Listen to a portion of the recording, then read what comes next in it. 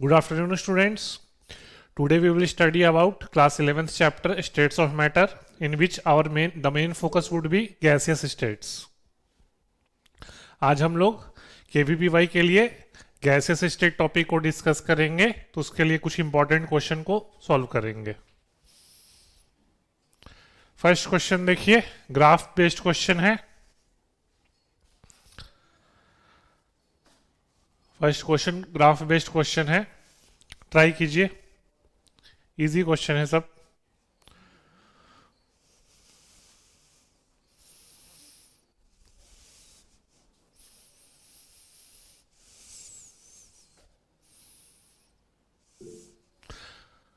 अच्छा, एक चीज ध्यान रखिएगा,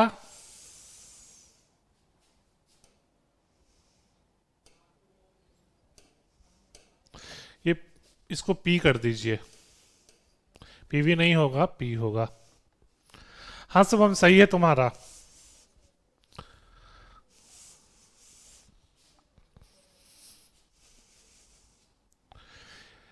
है ना, बॉयल्स लॉ के बारे में बात कर रहा है. जो लोग स्टेट्स ऑफ मैटर चैप्टर नहीं पढ़े हैं उसमें पढ़िएगा बॉयल्स लॉ के बारे में. बॉयल्स लॉ ये बोलता है कि pressure is inversely proportional to volume.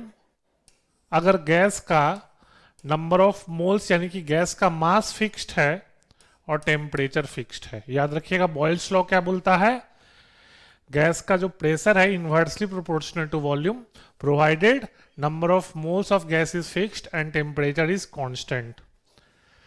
है ना, तो P inversely proportional to V है, तो P इक्वल टू हो जाएगा KV. K है प्रोपोर्शनलिटी कांस्टेंट, तो PV इक्वल टू कांस्टेंट हो गया.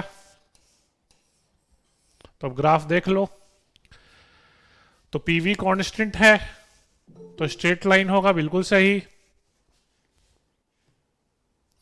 ठीक है, PV कांस्टेंट है तो स्ट्रेट लाइन आएगा. फिर यहां देख लो, अब मैथ्स पॉइंट ऑफ व्यू से सोच सकते हो कि अगर PV कांस्टेंट है तो इसको लिख सकते हो P अपॉन 1/V. है ना, P अपॉन 1/V PV हो जाएगा, equal to constant. Y axis पे प्रेशर ले लो, X एक्सिस पे 1/V. तो ये भी सही है. C वाला ठीक है, इसके उल्टा है ना. इसमें ऐसे लिख सकते हो V upon 1/P equal to constant. बात सेम ही है, ये भी वही चीज हो गया. डी गलत है. आपको पता होगा मैथ्स में आप पढ़े होगे कि अगर x y equal to constant होता है तो एक्स वर्सेस वाई का ग्राफ होता है रेक्टेंगुलर हाइपरबोला. क्या होता है, रेक्टेंगुलर हाइपरबोला. यहां पर स्ट्रेट लाइन दिया है इसलिए गलत है. तो इसको ध्यान रखिएगा आप लोग कि अगर x y equal to constant है और वाई और एस के बीच ग्राफ प्लॉट करोगे तो उसका नेचर होता है रेक्टेंगुलर हाइपरबोला, इस तरह का. ठीक है, स्ट्रेट लाइन नहीं होता, ये गलत है. किसी को दिक्कत? बढ़े आगे. ठीक है, फिर इसी तरह के इजी इजी क्वेश्चन है, बहुत डिफिकल्ट क्वेश्चन नहीं है इस चैप्टर में. ये करो, थोड़ा सा आप लोग को हम हिंट दे देते हैं, ध्यान रखिएगा. कॉम्प्रेसिबिलिटी फैक्टर होता है Z equal to PV upon NRT. ठीक है, कॉम्प्रेसिबिलिटी फैक्टर को हम Z से डिनोट करते हैं और वो उसका वैल्यू होता है PV अपॉन NRT. अब कीजिए.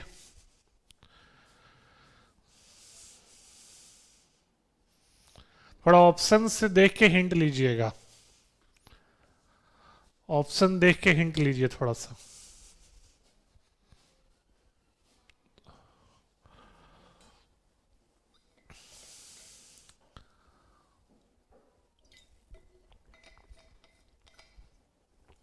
हाँ वो तो सेम है, वो तो सेम मान लो.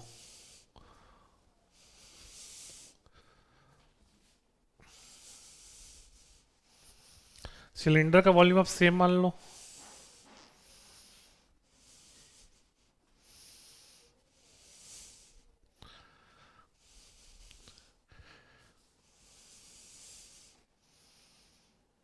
थोड़ा सा अजीब क्वेश्चन है, थोड़ा सा आपको कॉमन सेंस यूज करना पड़ेगा.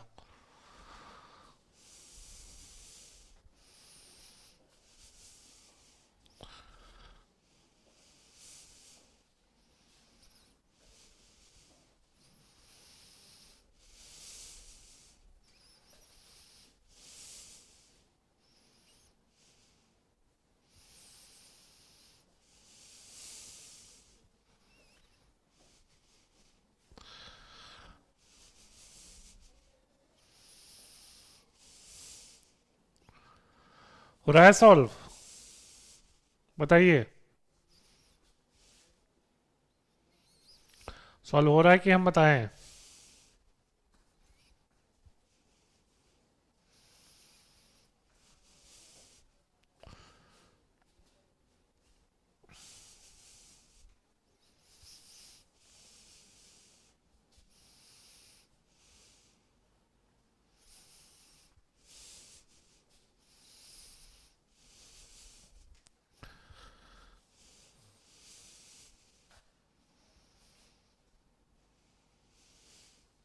हाँ, बी होगा अर्नव, सही है, बी होगा। देखिए बेसिकली देख लीजिए क्या है, यूनिट देखना था इसमें, यूनिट है एटमॉस्फेयर इनवर्स। तो देखो यहाँ पे वैसे तो compressibility factor PV upon NRT होता है, लेकिन यहाँ क्वेश्चन में वॉल्यूम तो दिया ही नहीं है, तो फिर ऑब्वियस तुम ये फॉर्मूला यूज नहीं कर सकते हो, ठीक है, क्योंकि तो जेड का कोई यूनिट नहीं होता, ध्यान रखिएगा, जेड एक रेशियो है और जेड का कोई यूनिट नहीं होता, तो जेड का कोई यूनिट नहीं होता और ऑप्शन में यूनिट दिया है एटमॉस्फेयर इनवर्स, यानी कि जेड तो हमको यहां नहीं निकालना है। तो याद रखिएगा कॉम्प्रेसिबिलिटी एक टर्म है के, और उसको हम इंडिकेट करते हैं 1/p से, ध्यान रखना है इस चीज को, एक नया आपके लिए इंफॉर्मेशन हो गया। कॉम्प्रेसिबिलिटी को हम के से रिप्रेजेंट कर रहे हैं, तो उसका फॉर्मूला होता है 1/p।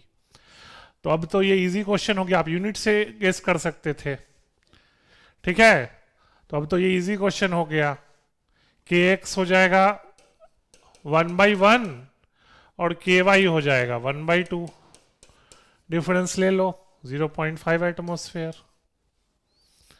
ठीक है, मतलब इसे यूनिट देख के थोड़ा सोचना था। तो कभी कभी पहले बता रहे हैं कंपटीशन में क्वेश्चन डायरेक्ट जो आपको लगे वो होगा वो जरूरी नहीं है, आपको ऑप्शन देख देख के भी थोड़ा बहुत सोचना पड़ सकता है। जैसे जो लोग जेड के फॉर्मूला से कर रहे होंगे वो आप देख सकते थे कि जेड का तो कोई यूनिट होता ही नहीं है, यहाँ ऑप्शन में यूनिट दिया हुआ था, तो यहाँ पे जेड वाला फॉर्मूला तो लगना ही नहीं था। कोई दिक्कत है किसी को? तो इसको नोट कर लेना, कॉम्प्रेसिबिलिटी 1/p होता है, फ्यूचर में काम आ सकता है, ठीक है,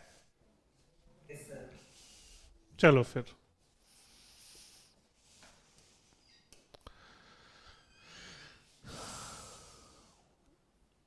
ये करो, ये तो थर्मोडायनेमिक्स टाइप हो गया, लेकिन गैसेस स्टेट से भी कर सकते हो, गैसियस स्टेट से भी कर सकते हो। कूलिंग का मतलब होता है, सोच लो टेम्परेचर कम होगा, चलो इतना हिंट काफी है।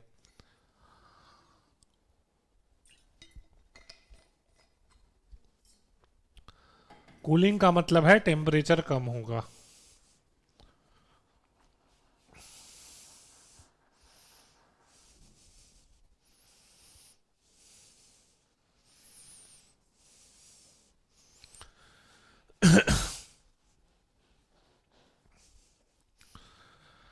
हाँ सही है, काफी लोग का सही है, जैसे देख लो अभी बताए थे हम कि बॉयल्स लॉ भी बताए थे ना आपको, यहां ए बी में देखोगे तो ए बी जो तुम देख रहे हो ये वाला, ये रेक्टेंगुलर हाइपरबोला ग्राफ है, रेक्टेंगुलर हाइपरबोला मतलब बॉयल्स लॉ, और बॉयल्स लॉ का मतलब टेम्परेचर कांस्टेंट, याद रखना, ये during process A B PV constant है, और पीवी कांस्टेंट का मतलब टेम्परेचर कांस्टेंट, और टेम्परेचर कांस्टेंट तो कूलिंग तो नहीं होगा। फिर देखो बी से सी, तो बी टू सी में आप देख सकते हो प्रेशर कांस्टेंट है, तो प्रेशर कांस्टेंट होता है तो हम यूज करते हैं चार्ल्स लॉ, याद रखना, अगर प्रेशर कांस्टेंट होता है तो हम यूज करते हैं चार्ल्स लॉ। चार्ल्स लॉ क्या होता है देख लो आप, V1/T1 इक्वल टू V2/T2, ये होता है Charles law, provided number of moles and pressure of gas is constant. Charles law होता है V1/T1 इक्वल टू V2/T2, मतलब अगर टेम्परेचर कम होगा तो वॉल्यूम कम होगा, टेम्परेचर ज्यादा होगा तो वॉल्यूम ज्यादा होगा, provided moles and pressure are constant. तो आप देख सकते हो बी टू सी वॉल्यूम कम हो रहा है, तो वॉल्यूम कम होगा तो टेम्परेचर भी कम होगा, तो टेम्परेचर कम होगा मतलब कूलिंग होगा, ठीक है। सोच पा रहे हो आप? बोलिए। ठीक है ना?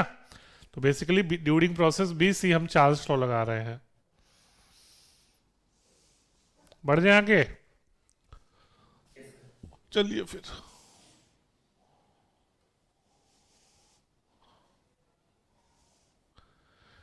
ये सॉल्व करो। ये भी इजी क्वेश्चन है। अभी बताए थे बॉल्स लॉ। बताओ, तो फर्स्ट क्वेश्चन में ही बताए थे, तो ऐसे ही हो गया है ना, रिपीट हो गया है ना।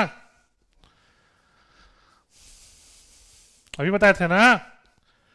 बॉयल्स लॉ में पीवी कांस्टेंट होता है, तो पी वर्सेस वी ग्राफ कैसा होगा? रेक्टेंगुलर हाइपरबोला, है ना। किसी को दिक्कत तो बताओ। रिपीट हो रहा है ना क्वेश्चन? बहुत सिंपल क्वेश्चन भी है। बढ़े आगे। कुछ पूछना है तो पूछो। ठीक। ये तो ऐसे ही क्वेश्चन हो गया। फिफ्थ करो। नहीं, फिफ्थ क्वेश्चन क्या है? अच्छा चलो, ये एक चीज, इसका फॉर्मूला नोट कर लो आप लोग, ध्यान रखना, काम आएगा। रेट ऑफ डिफ्यूजन या इफ्यूजन, डिफ्यूजन इफ्यूजन दो टर्म होता है, ध्यान रखना। उसका फॉर्मूला होता है P into A upon square root of 2 pi mRT। ठीक है, इसको याद रखना, इस फॉर्मूला को। रेट ऑफ डिफ्यूजन का या इफ्यूजन का फॉर्मूला होता है ये। P है प्रेशर ऑफ गैस, ए है एरिया ऑफ होल। मतलब देखो, मान लो कोई कंटेनर है, उससे गैस बाहर निकल रहा है, तो जो कंटेनर जिस होल से बाहर निकल रहा है, जो कंटेनर से गैस जिस होल से बाहर निकल रहा है, उस होल का एरिया है। तो ए है area of hole in the container, P है प्रेशर ऑफ गैस, एम है molecular mass of gas. M क्या है? Molecular mass of gas. R होता है गैस कांस्टेंट,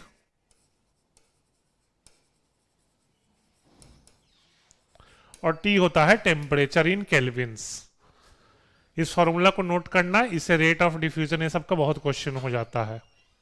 तो क्वेश्चन, अब यहां जो क्वेश्चन पूछा है उसमें हमको बस गैस का नाम दिया है, तो गैस का नाम दिया है केवल, यानी कि एज्यूम कर लेना है पी ए टी ये सब कांस्टेंट है। तो सिर्फ क्या लगेगा formula? R is inversely proportional to square root of molar mass. समझ रहे हो सब लोग? है ना, गैस का केवल नाम दिया है, यानी कि pressure of gas, area of hole in the container, और टेम्परेचर को हम कांस्टेंट मान लेंगे। तो R is inversely proportional to square root of molar mass. तो किस गैस का मोलर मास सबसे कम है? चेक कर लो। क्या पूछा? स्लोएस्ट पूछा है। स्लोएस्ट का मतलब है एम मैक्सिमम, मतलब एम सबसे ज्यादा। तो एम सबसे ज्यादा किसका है? सही बात है, कार्बन डाइऑक्साइड का, 44 मोलर मास है।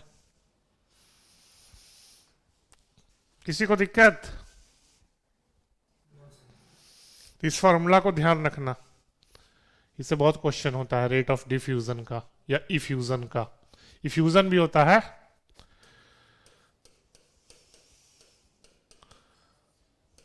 इफ्यूजन में जो गैस है ना, कंटेनर से बाहर जाता है।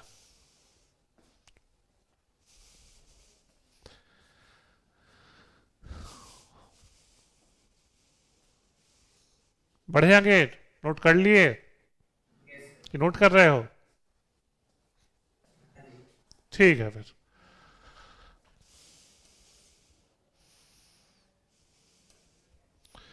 ये क्वेश्चन करो। एक चीज ध्यान रखना, लिख लो, ये फॉर्मूला नोट कर लो आप लोग। टोटल काइनेटिक एनर्जी होता है आइडियल गैस का, फॉर्मूला नोट कर लो। टोटल काइनेटिक एनर्जी का फॉर्मूला होता है n इंटू 3/2 RT। n है नंबर ऑफ मोल्स, r है गैस कांस्टेंट, t है टेम्परेचर, और एवरेज काइनेटिक एनर्जी होता है 3/2 RT। एवरेज काइनेटिक एनर्जी 1 मोल का होता है। बाकी लोग भी अटेम्प्ट करो।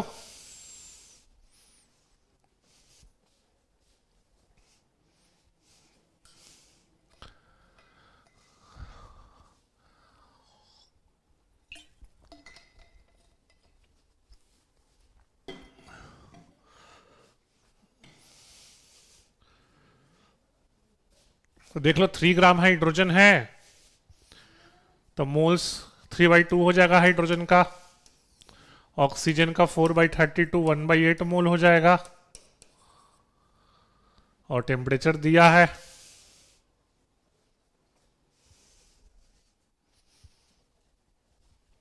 सॉल्व हो गया। टेम्परेचर सेम है। अरे तो ऐसे ही हो गया फिर तो 3/2 फिर ऐसे ही हो गया क्वेश्चन। ये तो 3/2 डिवाइडेड बाई 1/8 12:1 है ना। टेम्परेचर शायद टेम्परेचर नहीं दिया तो टेम्परेचर सेम मान लेंगे तो रेशियो लेंगे तो टी और टी क्या हो जाएगा, कैंसिल आउट।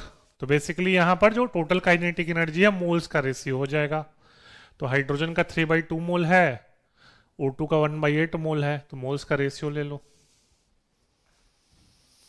बोलिए ठीक है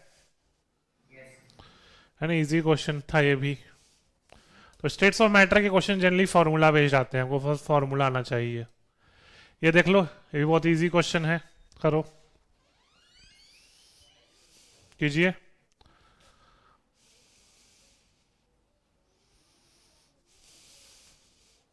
बहुत इजी क्वेश्चन है ये।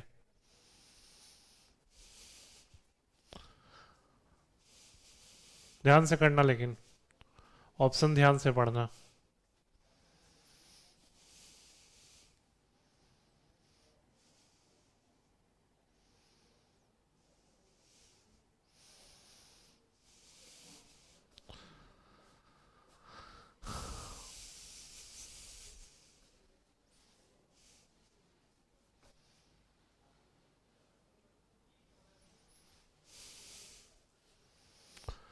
हाँ काफी लोग ने आंसर कर दिया है। सी होगा आंसर, बिल्कुल सही। ध्यान रखिएगा टेम्परेचर अलग अलग है तो एवरेज काइनेटिक एनर्जी हम बताए थे होता है 3/2 RT एवरेज। तो टेम्परेचर अलग अलग है ना, एक का 200 केल्विन है, एक का 400 केल्विन है, तो एवरेज काइनेटिक एनर्जी सेम नहीं होगा, लेकिन नंबर ऑफ मॉलिक्यूल सेम होगा। क्यों? क्योंकि गैस का मोल्स सेम है। आप देख सकते हो ना 2 ग्राम हाइड्रोजन गैस है तो मोल्स 2/2 1 हो गया। 28 ग्राम नाइट्रोजन गैस है तो 28/28 1 हो गया।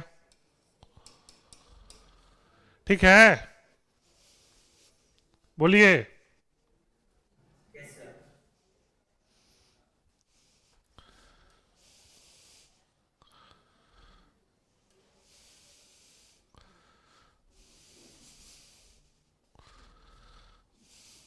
ये सॉल्व करो।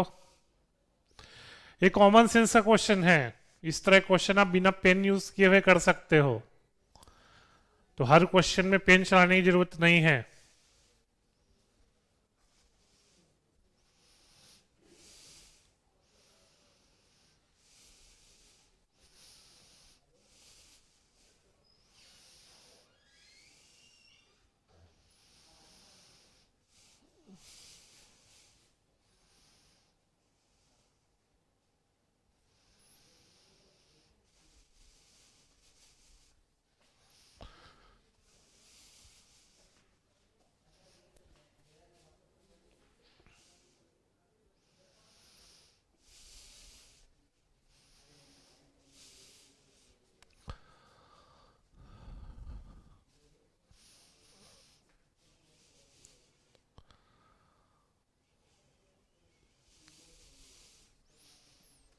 क्या हुआ भाई, इतना टाइम क्यों लग रहा है?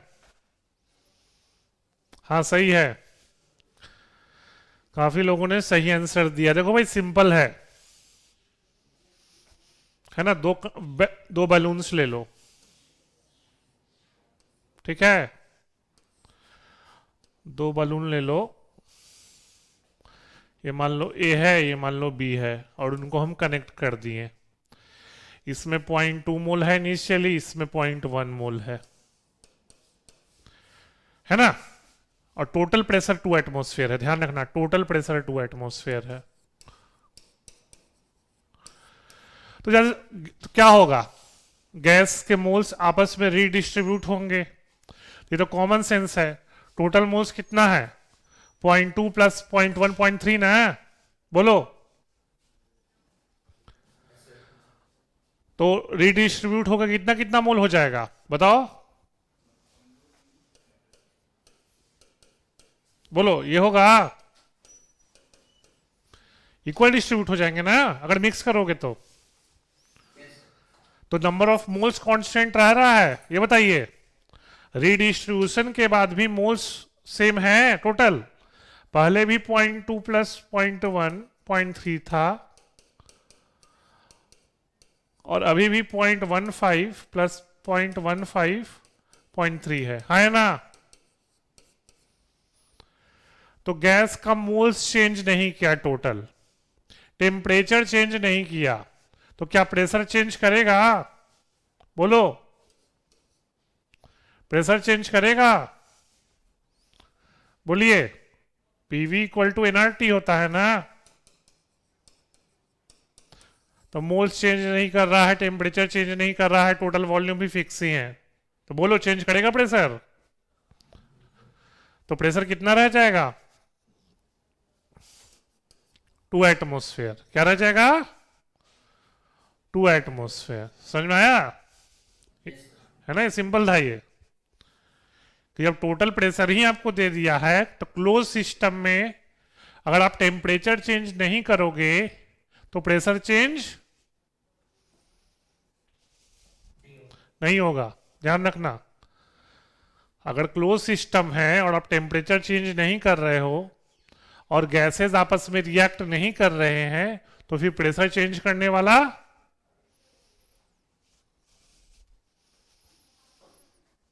बोलिए, है ना। प्रेशर चेंज नहीं करता है, कॉमन सेंस का क्वेश्चन था ये, मतलब इसमें उतना पेन यूज करने की जरूरत नहीं थी, आप ऐसे ही सोच सकते हो। तो इसको ध्यान रखना है इस चीज को, कि क्लोज सिस्टम है, टेम्परेचर कांस्टेंट है और गैसेस का सिंपल रीडिस्ट्रीब्यूशन हो रहा है, तो प्रेशर चेंज करने वाला नहीं है। चलो ये क्वेश्चन करो।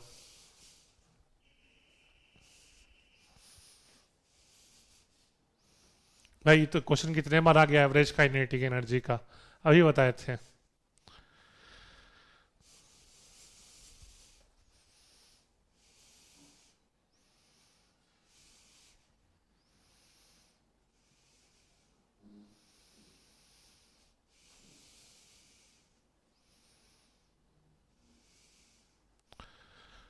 क्या होगा बताइए।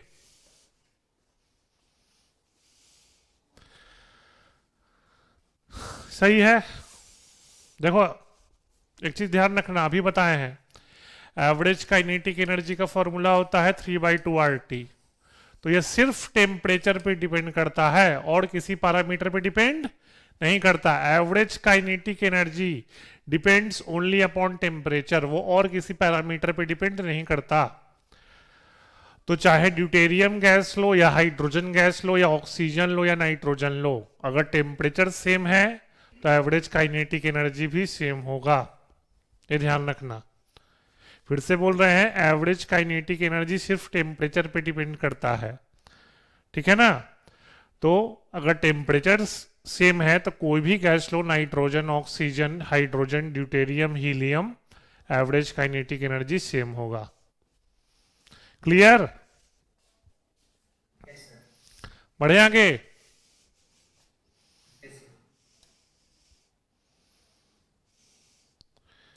ये मल्टीपल करेक्ट है, हम पहले बता दे रहे हैं। मतलब आया तो था केवीपीवाई में से सिंगल करेक्ट, लेकिन गलती से 2 ऑप्शन सही हो गए थे। तो प्लीज ध्यान रखना, मल्टीपल करेक्ट है, दोनों आंसर बताना।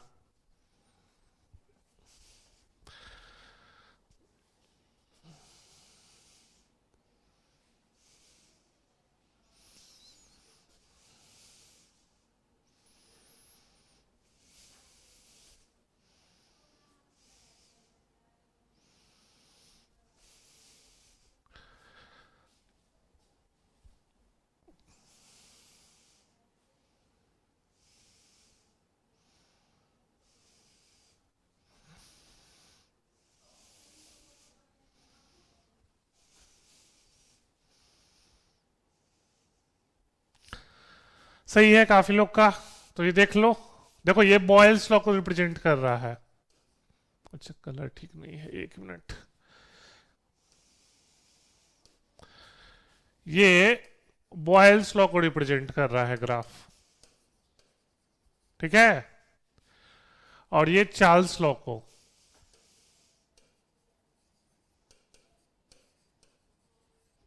ये तो अभी बताया ना आपको हम, गलत है ना। अगर प्रेशर कांस्टेंट है तो भी पी कैसे वेरी कर रहा है ग्राफ में, तो ये गलत हो गया। यहां भी देख लो, आपको बताया थे बॉयल्स लॉ में अगर पीवी कांस्टेंट हो रहा है यानी कि यहां पे प्रेशर होना चाहिए, लेकिन क्वेश्चन में नीचे टेम्परेचर है, तो ये भी गलत हो गया, है ना। पीवी कांस्टेंट होता है बॉयल्स लॉ में, तो बॉयल्स लॉ अगर पीवी कांस्टेंट है यानी कि आप यहां पे वाई एक्स एक्सिस पे पी ले सकते हो या वी ले सकते हो, टी नहीं ले सकते, ठीक है। क्योंकि आप ये सोच लो ना, बॉयल्स लॉ में टेम्परेचर कांस्टेंट होता है, तो टेम्परेचर कांस्टेंट होगा तो यहां तो टेम्परेचर वेरी कर रहा है, तो आप एक्स एक्सिस पे टेम्परेचर नहीं ले सकते। क्लियर है, ठीक है ना। याद रखना बॉयल्स लॉ में टेम्परेचर कांस्टेंट होता है, क्योंकि पीवी यहां मान लो कांस्टेंट है, और पीवी कांस्टेंट का मतलब है आप वाई एक्सिस पे आप प्रेशर, एक्स एक्सिस पे आप प्रेशर लो या वॉल्यूम लो, आप टेम्परेचर नहीं ले सकते, क्योंकि बॉयल्स लॉ में टेम्परेचर कांस्टेंट होता है। तो यहां तो टेम्परेचर वेरी कर रहा है। क्लियर, समझ में आ रहा है। चलिए फिर ये करो क्वेश्चन। हाँ इसका एक फॉर्मूला वैसे बताए थे रेट ऑफ डिफ्यूजन का, हाँ बताए थे फॉर्मूला, हम लिखवाए हैं स्मॉल आर वाला फॉर्मूला, उसी को यूज कीजिए। इसका फॉर्मूला बता दिए थोड़ी देर पहले, उसी को यूज करो।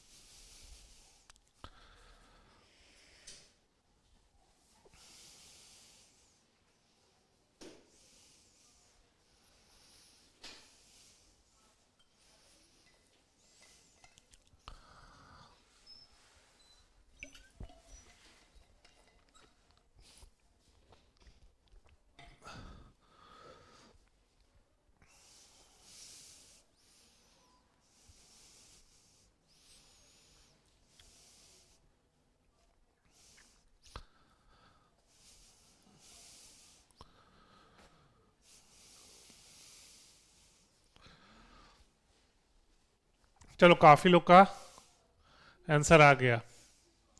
तो देखिए जैसा कि अभी हम बताए थे आपको, यहां पर प्रेशर के बारे में कुछ नहीं बोल रहा है, टेम्परेचर के बारे में कुछ नहीं बोल रहा है, एरिया ऑफ होल के बारे में कुछ नहीं बोल रहा है, तो हम लिखेंगे R hydrogen by R oxygen equal to inversely proportional होता है ना, तो square root of molecular mass of oxygen upon molecular mass of hydrogen.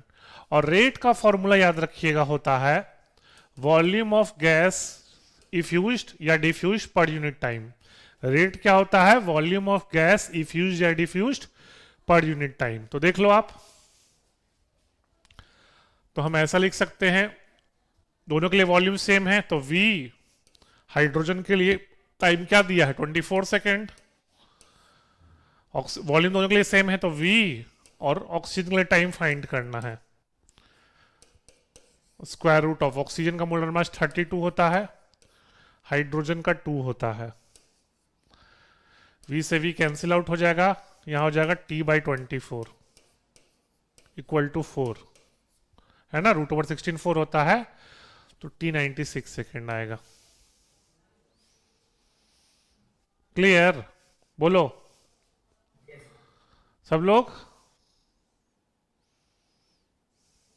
Clear है, बोलिए।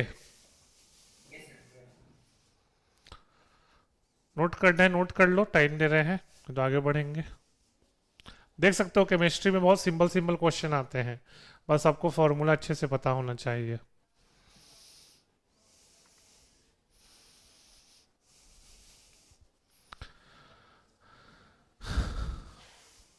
चलो आगे बढ़ते हैं।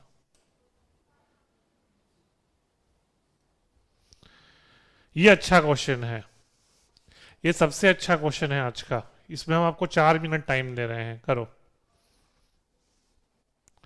ये सबसे अच्छा क्वेश्चन है।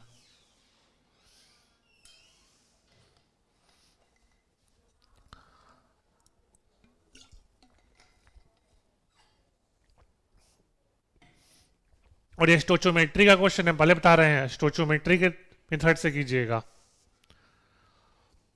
इसमें ज्यादा गैसियस स्टेट का यूज हल्का सा है, मेनली ये स्टोचोमेट्री का यूज है।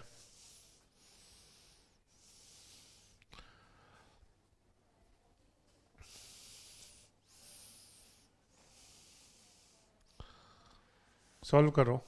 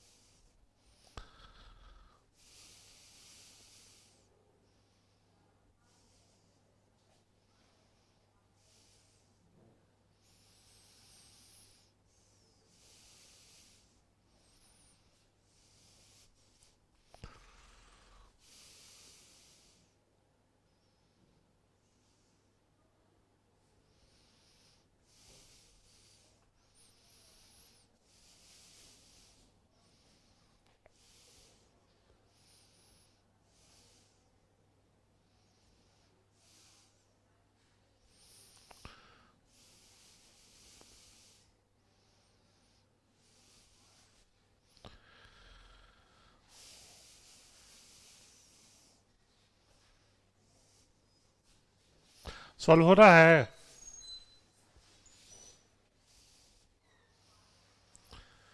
ये बताइए, सॉल्व हो रहा है?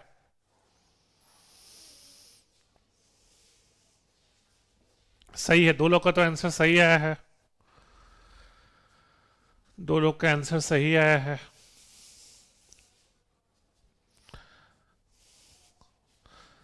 तीसरे का भी आंसर सही है, गुड। तो देखो कैसे होगा, बहुत डिफिकल्ट क्वेश्चन नहीं था, थोड़ा सा कॉमन सेंस यूज करना था। देखो क्या है,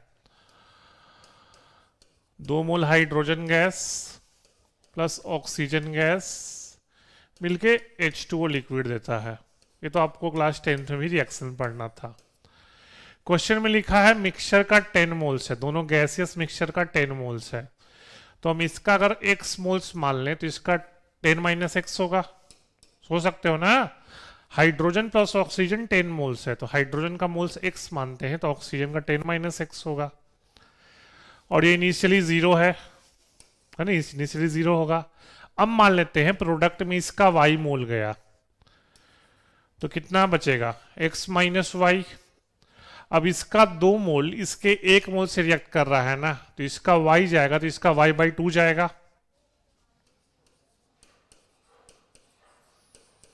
ठीक है, तो y/2 गया, तो इसका मोल्स कितना बचा, 10 - x - y/2। और इसका 2 मोल, इसका 2 मोल दे रहा है, तो y मोल्स गया है, तो y मोल्स मिलेगा। अब क्वेश्चन में वाटर का मास दिया हुआ है 3.6, तो y इक्वल टू क्या हो जाएगा, 3.6/18 which is equal to 0.2 moles. तो हमको y का वैल्यू मिल गया 0.2, है ना। अब देखो प्रेशर, जो प्रेशर है सिस्टम का सिर्फ गैस के मोल्स पे डिपेंड करता है, लिक्विड के मोल्स पे डिपेंड नहीं करता। इसको ध्यान रखना आप लोग, जब भी सिस्टम का प्रेशर निकालोगे आप सिर्फ गैस का मोल्स कंसीडर करोगे, लिक्विड का मोल्स कंसीडर नहीं करते, क्योंकि लिक्विड बहुत लेस वोलेटाइल होता है।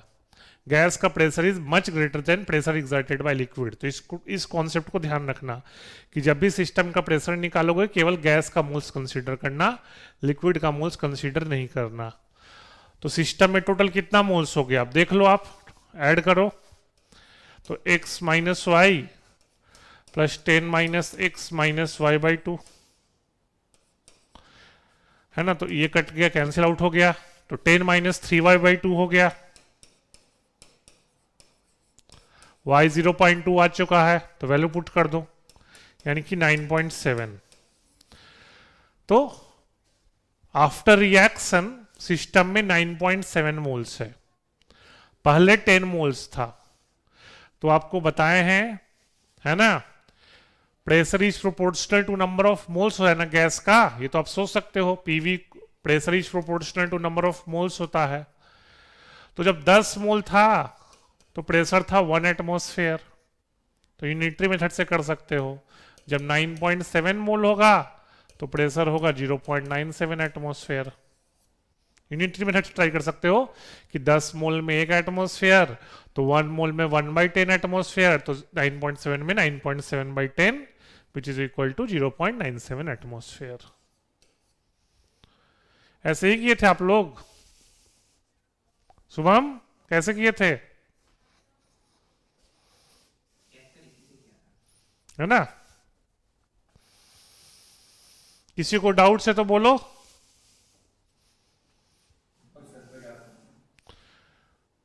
नोट करने के लिए हम दे रहे हैं 1 मिनट टाइम, फिर आगे बढ़ जाएंगे। ये थोड़ा अच्छा क्वेश्चन था, थोड़ा सा इसमें एटलीस्ट सोचना था, बाकी सब तो अब आज जो भी क्वेश्चन कर रहे हो सारे फॉर्मूला बेस्ड हैं।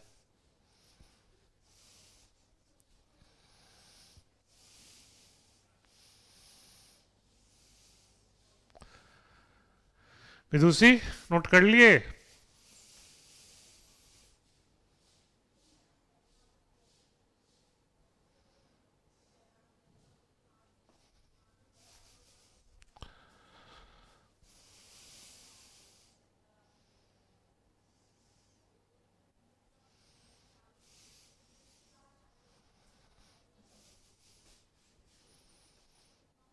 चलो फिर आगे बढ़ते हैं।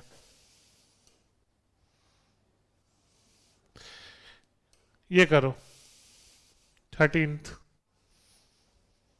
इजी क्वेश्चन है 13th। अच्छा अब एक फॉर्मूला बताते हैं, ये भी नोट कर लो आप लोग, ध्यान रखना। गैस मॉलिक्यूल्स का 3 तरह का स्पीड होता है। एक होता है मोस्ट प्रोबेबल स्पीड। क्या होता है मोस्ट प्रोबेबल स्पीड? उसका फॉर्मूला होता है square root of 2RT by M. R है गैस कांस्टेंट, टी है टेम्परेचर, एम है मोलर मास केजी में, मोलर मास केजी में। दूसरा होता है एवरेज स्पीड, इसका फॉर्मूला होता है square root of 8RT by pi M. या एवरेज स्पीड है या मीन स्पीड है। और लास्ट है root mean square speed, RMS speed या रूट मीन स्क्वायर स्पीड। इसका फॉर्मूला होता है root over 3RT by M. तीनों फॉर्मूला याद रखना, इस पे बहुत क्वेश्चन आते हैं।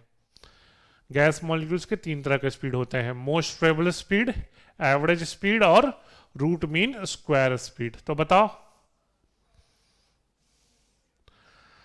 सामने साफ साफ दिया है क्वेश्चन में, सॉल्व कीजिए। अब तो फॉर्मूला आपको सामने है। टेम्परेचर के बारे में कुछ नहीं दिया तो टेम्परेचर को कांस्टेंट मान लो और रेशियो ले लो।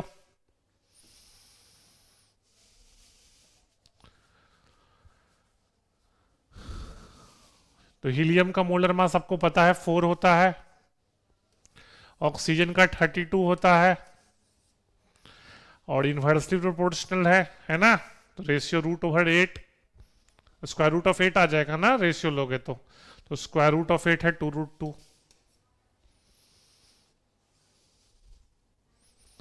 क्लियर है? पक्का? देखो क्वेश्चन में इस चीज को याद रखना, जो भी टर्म के बारे में मेंशन नहीं करे उसको क्या मान लेना है, जिस पैरामीटर के बारे में नहीं मेंशन करे उसको क्या मान लोगे, कांस्टेंट। तो जब रेशियो लोगे वो कांस्टेंट पैरामीटर क्या हो जाएगा, कैंसिल आउट। ठीक है? ठीक है, फिर नेक्स्ट क्वेश्चन। 14th, ये अच्छा क्वेश्चन है, ये अच्छा क्वेश्चन है। वैसे आपको हिंट देते हैं पहले, जो लोग नहीं पढ़े हैं। आप लोग पढ़े हो गए ideal gas equation, PV equal to NRT.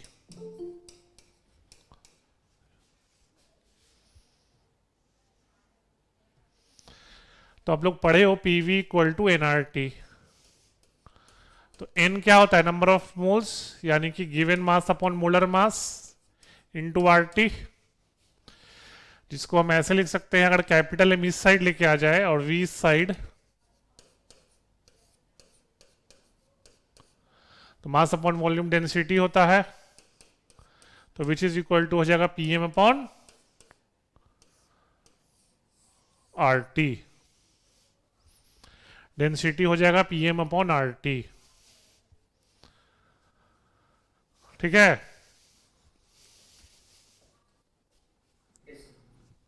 अब क्वेश्चन करो, इस फॉर्मूला से क्वेश्चन करो।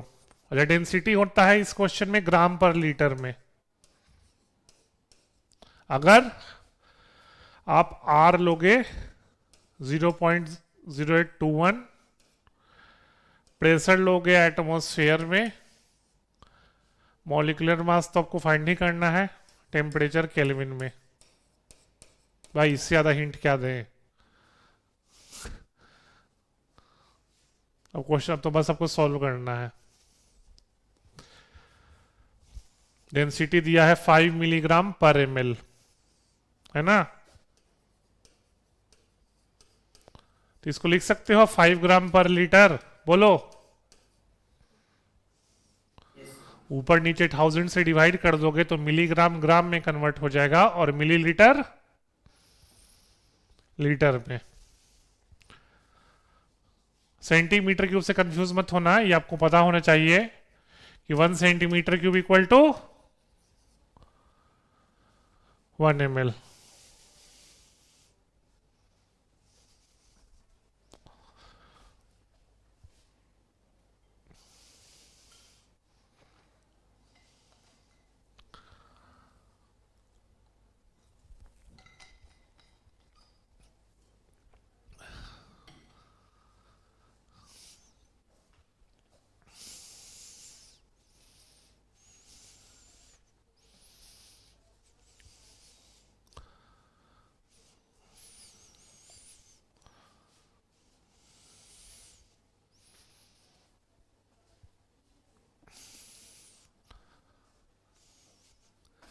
एसिटिक एसिड का फॉर्मूला आप लोग को आता है ना, ये होता है एसिटिक एसिड, 10th में ही पढ़ना था।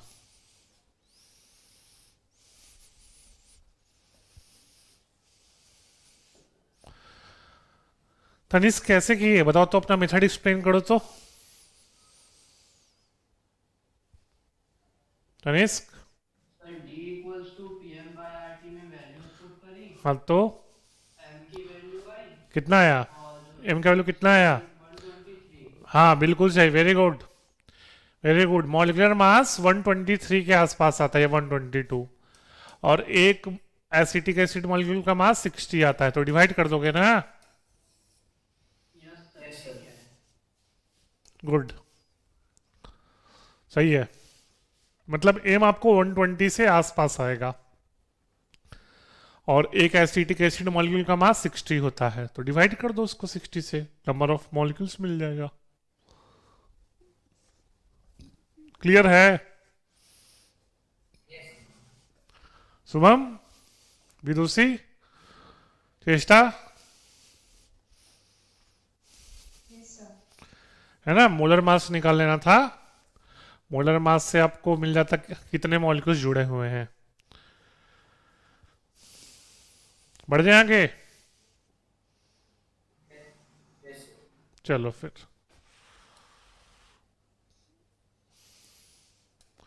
ये करो।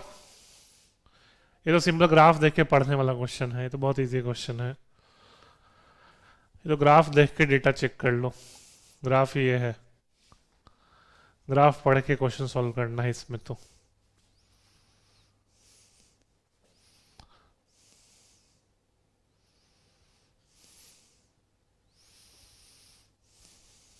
इधर नहीं आएंगे, इधर ही जाएंगे।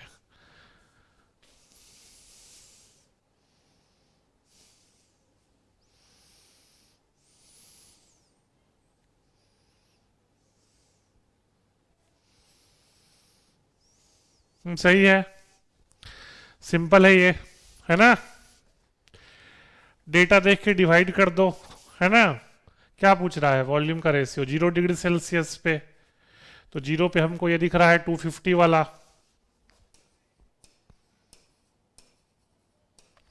और फिर बोल रहा है 300 डिग्री सेल्सियस पे, तो 300 डिग्री सेल्सियस पे हमको दिख रहा है 500 वाला।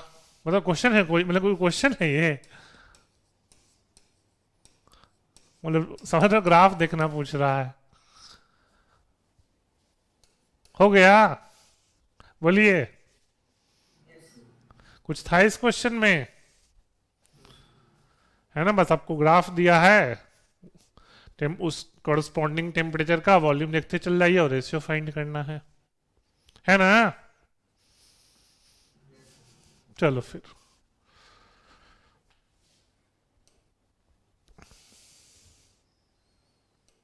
ये करो, ये आइडियल गैस इक्वेशन से होगा, ध्यान रखिएगा। पीवी इक्वल टू एनआरटी बताए हैं, उसी से होगा क्वेश्चन। ये भी बहुत इजी है, सॉल्व कीजिए इसको भी।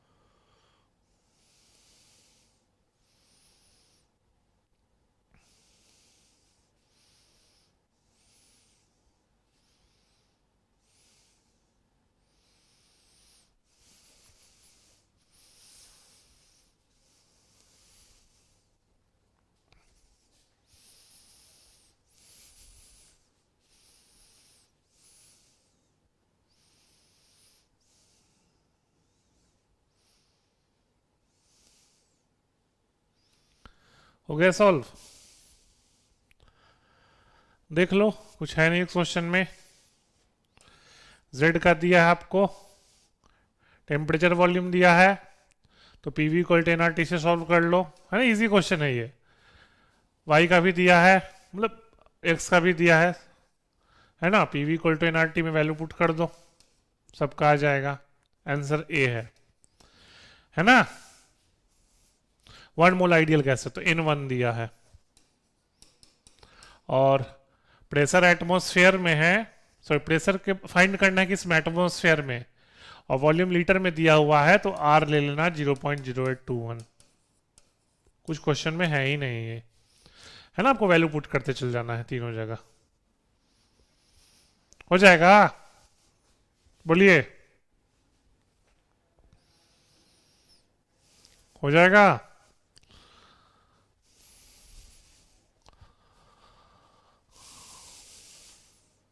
ठीक है, फिर तो ये सॉल्व करो, सॉल्व कीजिए। अभी बताए थे आरएमएस स्पीड, है ना, अभी बताए थे आपको आरएमएस स्पीड का फॉर्मूला, चेक कर लो नोट्स में अपने। 2-3 क्वेश्चन पहले बताए थे आरएमएस स्पीड, यहाँ रेशियो पूछ रहा है आरएमएस स्पीड का।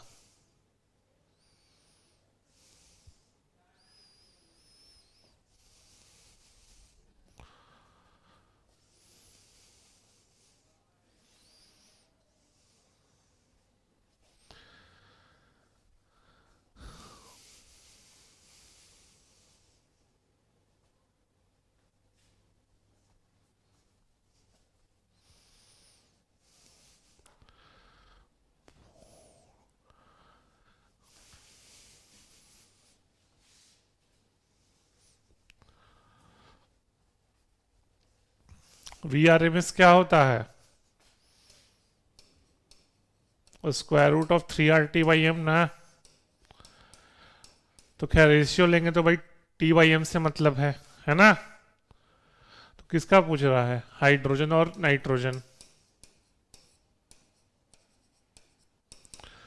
तो TH2, अच्छा रूट होगा, हाँ, T square root of TH2 upon TN2 उल्टा कर दो।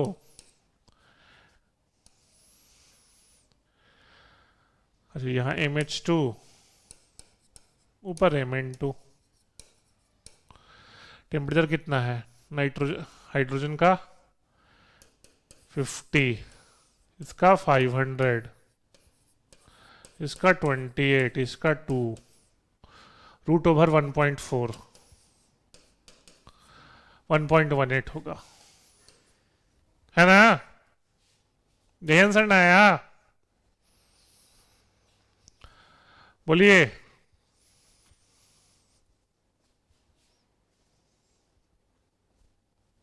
बहुत इजी इजी क्वेश्चन होता है सब, समझ गए।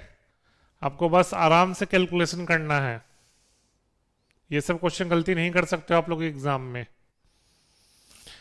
किसी को दिक्कत है, बोलो।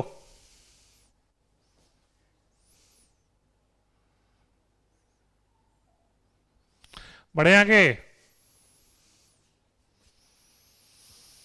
ठीक है, यस सर। ठीक। ये क्वेश्चन करो। अच्छा यहाँ पे एक चीज मिसिंग है, प्रेशर लेस देन 200 बार। अब क्वेश्चन करो, अब क्वेश्चन कीजिए, इजी क्वेश्चन है ये भी। जेड वर्सेस पी ग्राफ दिया है मीथेन गैस के लिए। तो जब pressure greater less than 200 bar हो तो कौन सा स्टेटमेंट सही है।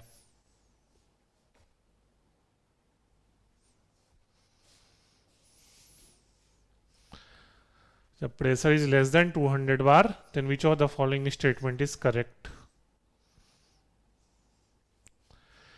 ये वॉन्डरवॉल इक्वेशन है, रियल गैस का हम बात कर रहे हैं, यहाँ आइडियल गैस का बात नहीं कर रहे हैं।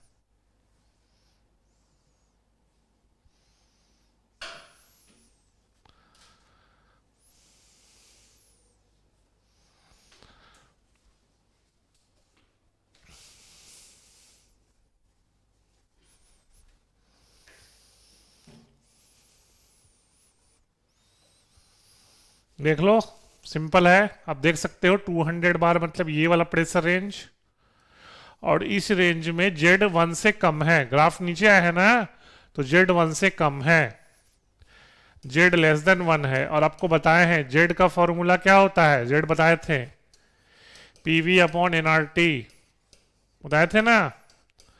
और Z हो जाएगा V अपॉन NRT/P, और NRT/P होता है आइडियल गैस का वॉल्यूम। तो ऊपर है V रियल, नीचे है V आइडियल, यहाँ V रियल लिख दो, ठीक है। तो Z है V real upon V ideal और विच इज लेस देन 1, यानी कि रियल गैस का वॉल्यूम आइडियल गैस के वॉल्यूम से कम होगा, ए ऑप्शन, ठीक है। इसको याद रखना, अगर Z लेस देन 1 होता है तो रियल गैस का वॉल्यूम आइडियल गैस के वॉल्यूम से कम होगा। और खुद कॉमन सेंस लगाओ, अगर रियल गैस का वॉल्यूम कम है यानी कि कौन सा फोर्सेस लग रहा है उनके बीच, अट्रैक्टिव फोर्स, है ना। तो ये तो गलत हो गया ना, इंटरमोलिकुलर फोर्स डिक्रीज हो रहा है कि इंक्रीज कर रहा है।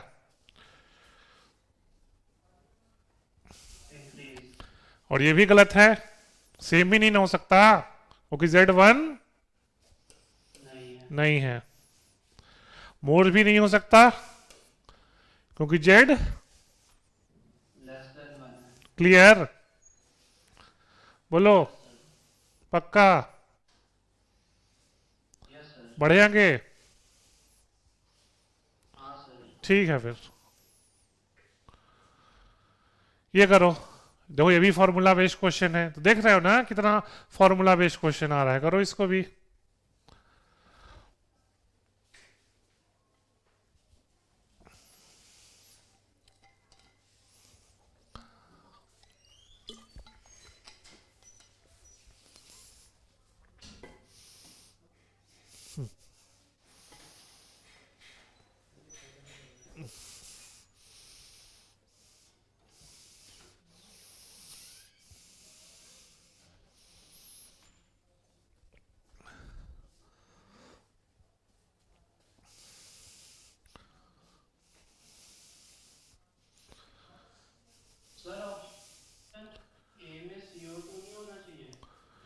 ए में, अच्छा CO2 होगा, सॉरी सॉरी सॉरी।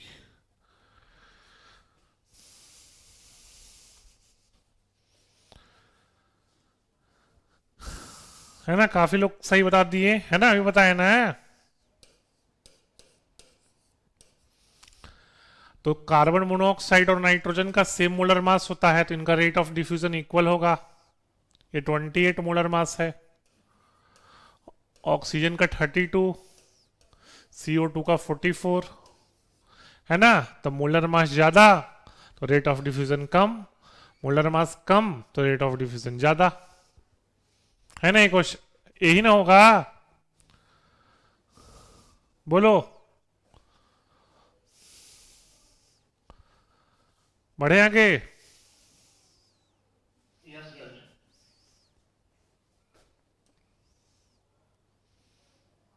ये करो क्वेश्चन।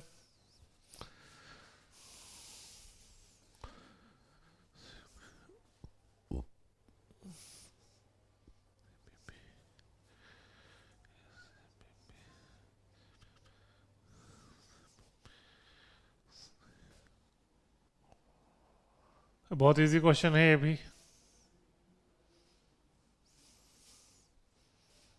बहुत इजी क्वेश्चन है।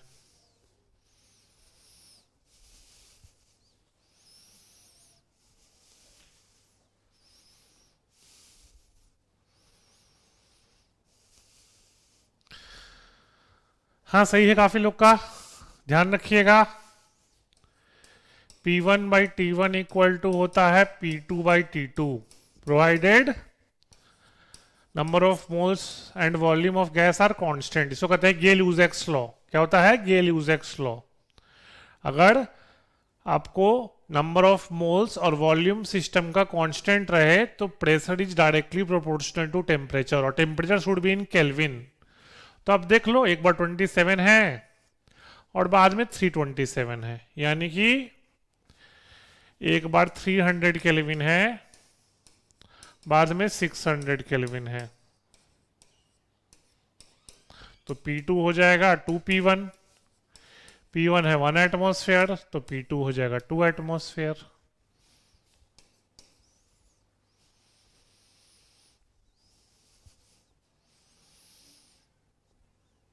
ठीक है, बोलो। Yes sir. बढ़े आगे। Yes sir. ठीक है, फिर ये करो, बहुत सिंपल क्वेश्चन है। लिक्विफिकेशन ऑफ गैस वाला है ये रियल गैस के लिए है। तो देखो, अगर आप नहीं भी पढ़े हो ना तो आप कॉमन सेंस लगा के क्वेश्चन कर सकते हो, ध्यान रखना। ये कॉमन सेंस वाला क्वेश्चन है, बस ध्यान रखते हैं कि ये रियल गैस के लिए है, आइडियल गैस के लिए नहीं है।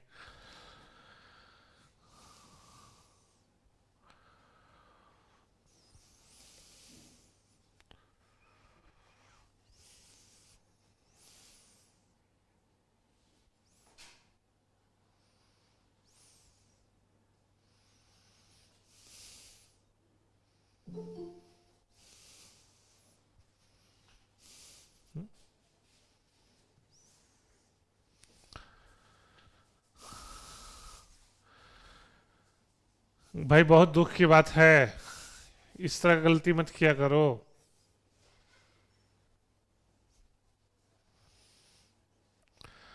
क्या हो गया सबको? यहां गैस टू लिक्विड ट्रांजिशन का बात कर रहे हैं भाई। ये याद है आप लोग को? एंड्रयूज आइसोथर्म एनसीईआरटी में दिया हुआ था।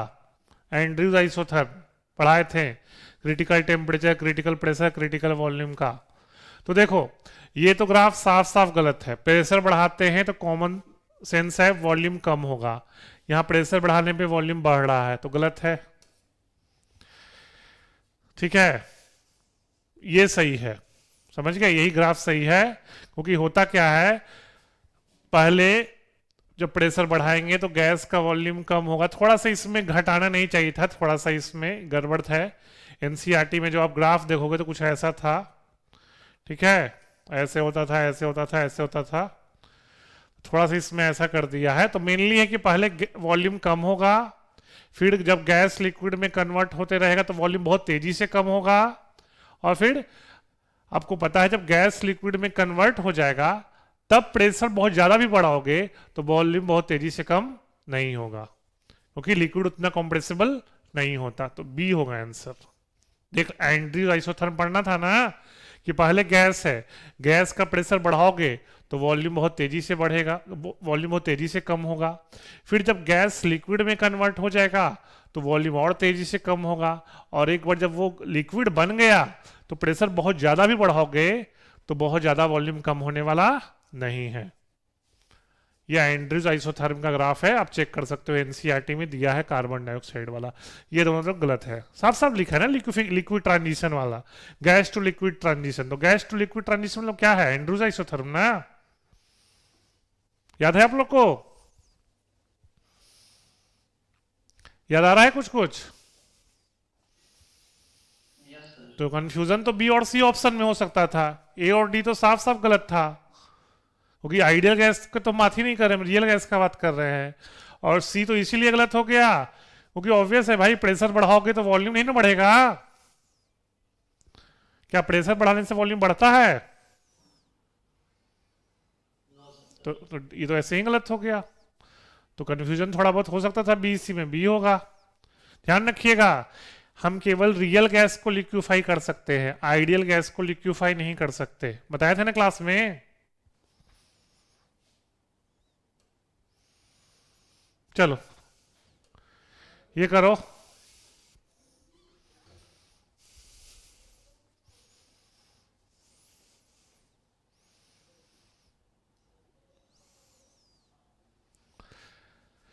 ये आइडियल गैस इक्वेशन पे क्वेश्चन है, पीवी इक्वल टू एनआरटी।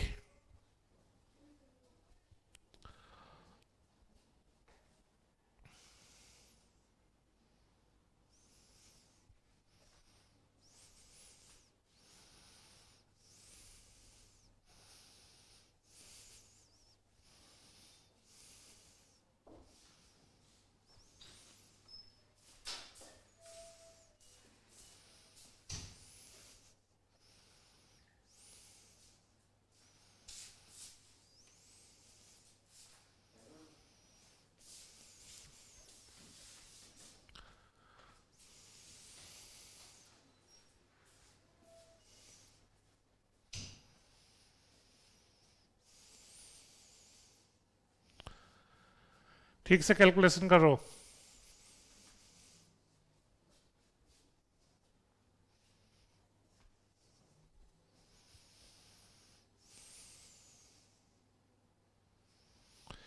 ठीक से कैलकुलेशन कीजिए।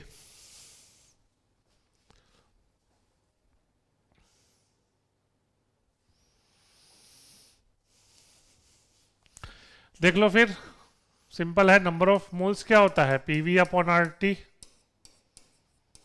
ऑप्शंस इसमें काफी दूर दूर है तो हम थोड़ा कैलकुलेशन में अप्रोक्सीमेशन यूज करेंगे। प्रेशर दिया है 2 एटमॉस्फेयर, वॉल्यूम है 2.24 लीटर, आर लेंगे हम, एटमॉस्फेयर में है तो 0.0821 लेते हैं, टेम्परेचर है 298 केल्विन।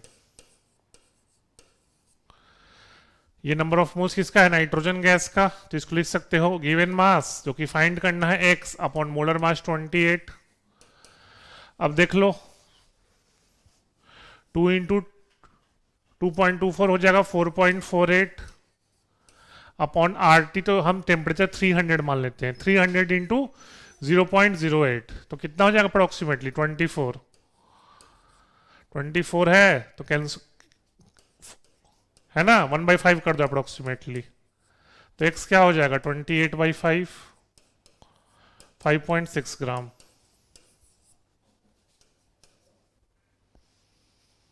ठीक है, बोलिए। हमने टेम्परेचर को 300 केल्विन मान लिया, क्योंकि ऑप्शंस दूर है ना, 2.8, 5.6, 1.4, 4.2। अगर ऐसा ऑप्शन रहता 1.4, 1.5, 1.6, ऑप्शंस नजदीक रहे तो आप अप्रोक्सीमेशन नहीं कर सकते, ऑप्शंस दूर रहे तो अप्रोक्सीमेशन कर ही सकते हो, 298 को 300 मान लो।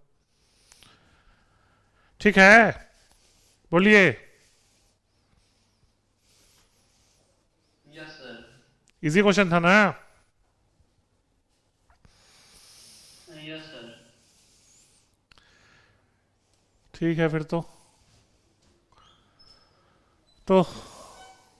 इतना ही क्वेश्चन था स्टेट्स ऑफ मैटर चैप्टर से। ठीक है, देख सकते हो बहुत इजी इजी क्वेश्चन था। तो यानी कि अगर आप अच्छे से फॉर्मूला रिवाइज किए होते तो एक आध क्वेश्चन छोड़ के सारे क्वेश्चन आपके सही हो जाते। तो इसलिए बार बार रिपीट कर रहे हैं आपको, केवीबीवाई केमिस्ट्री बहुत इजी आता है, बस आप अच्छे से फॉर्मूला रिवाइज कर लीजिए। तो नेक्स्ट क्लास में हम लोग थर्मोडाइनमिक्स एंड थर्मोकेमिस्ट्री के क्वेश्चंस प्रैक्टिस करेंगे। तो आप लोग फॉर्मूला अच्छे से देख के आइएगा। क्वेश्चंस काफ़ी इजी होते हैं केवीबीवाई में, लेकिन इंपॉर्टेंट है फॉर्मूला अच्छे से देख के आइएगा। तो आज के क्लास के लिए इतना ही। Thank you.